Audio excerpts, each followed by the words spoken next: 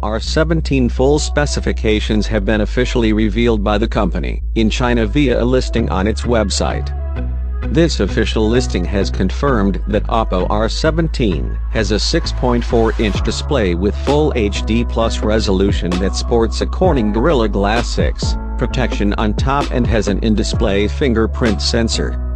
The screen of the Oppo R17 has practically no bezels on the side, while the top has a razor-thin bezel for the speaker and one of the tiniest notches out there for the selfie camera.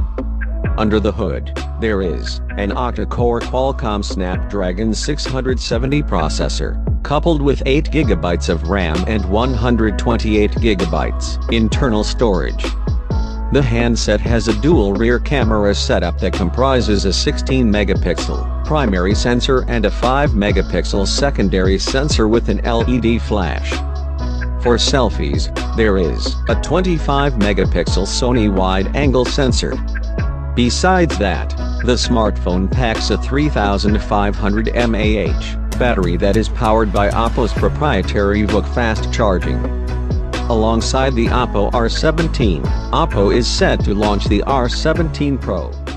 A Weibo post has confirmed